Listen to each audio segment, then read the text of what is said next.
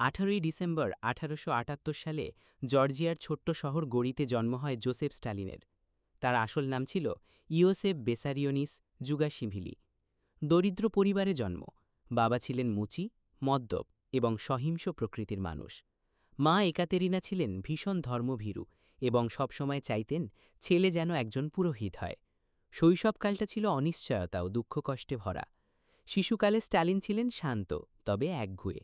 গান গাইতে, কবিতা লিখতে এবং আঁকতে ভালোবাসতেন। স্থানীয় চার্চ স্কুলে ভর্তি হলে তার প্রতিভা ফুটে ওঠে। শিক্ষকরা তাকে মেধাবী হিসেবে চিনতেন, কিন্তু তিনি সবসময়ই কর্তৃত্বের বিরুদ্ধে বিদ্রোহ দেখাতেন। ইতিহাস ও সাহিত্য তার প্রিয় বিষয় ছিল।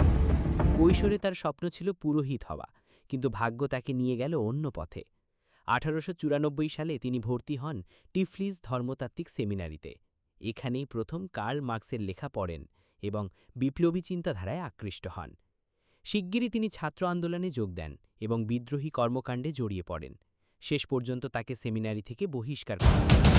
শিক্ষাজীবন শেষ করার আগেই তিনি বিপ্লবী কর্মকাণ্ডে সক্রিয় হয়ে ওঠেন। গোপন সভা, শ্রমিক সংগঠন, এমনকি ডাকাতির মতো কাজেও তিনি জড়িয়ে পড়েন, যার উদ্দেশ্য ছিল বলশেভিক পার্টির অর্থ সংগ্রহ করা। একাধিকবার গ্রেপ্তার হন, সাইবেরিয়া নির্বাসিতও হন, কিন্তু প্রতিবারই ফিরে এসে আরও দৃঢ়ভাবে রাজনীতিতে অংশ নেন। লেনিনের দৃষ্টি আকর্ষণ করতে সক্ষম হন তিনি। 1917 সালের রুশ বিপ্লবে বলশেভিকদের ক্ষমতা দখলের পর স্টালিন দ্রুত দলের ভেতরে নিজের অবস্থান শক্ত করে তোলেন। তিনি ছিলেন চুপচাপ কিন্তু কৌশলী। অন্যদের মতো বড় বক্তৃতাও দিতেন না, বরং পর্দার আড়ালে থেকে ধীরে ধীরে ক্ষমতার কেন্দ্রে চলে আসেন। লেনিনের মৃত্যুর পর শুরু হয় ক্ষমতার দ্বন্দ্ব। ট্রটস্কি, বুকারিন, কামেনেভ, জিনোভিয়েভ একজন একজন করে সবাইকে সরিয়ে দেন তিনি। শেষ পর্যন্ত তিনি একক নেতৃত্ব প্রতিষ্ঠা করেন। এখান থেকেই শুরু হয় স্টালিন যুগ। তিনি শিল্পায়ন ও কৃষি সমবায় কর্মসূচি শুরু করেন। একদিকে সোভিয়েত ইউনিয়ন দ্রুত উন্নতির পথে এগোতে থাকে, অন্যদিকে লাখ লাখ কৃষক বাধ্য হয়ে জমি ছাড়তে বাধ্য হয়। অনাহারে মারা যায় অসংখ্য মানুষ। স্টালিনের নীতির কারণে 1930-এর দশকে ভয়াবহ দুর্ভিক্ষ দেখা দেয়। তার শাসন আমলে শুরু হয় গ্রেট পার্জ বা মহাশুদ্ধি অভিযান। হাজার হাজার সামরিক কর্মকর্তা, বুদ্ধিজীবী, এমনকি কমিউনিস্ট পার্টির সদস্যকেও তিনি দেশদ্রোহী হিসেবে হত্যা করেন বা সাইবেরিয়ায় শ্রম শিবিরে পাঠান। ধারণা করা হয় তাঁর শাসন আমলে কোটি মানুষের মৃত্যু হয়েছিল। দ্বিতীয় বিশ্বযুদ্ধ তার নেতৃত্বকে নতুন উচ্চতায় নিয়ে যায়। নাৎসি জার্মানির সঙ্গে প্রথমে চুক্তি করলেও হিটলার সেই চুক্তি ভঙ্গ করে সোভিয়েত ইউনিয়নে আক্রমণ চালায়।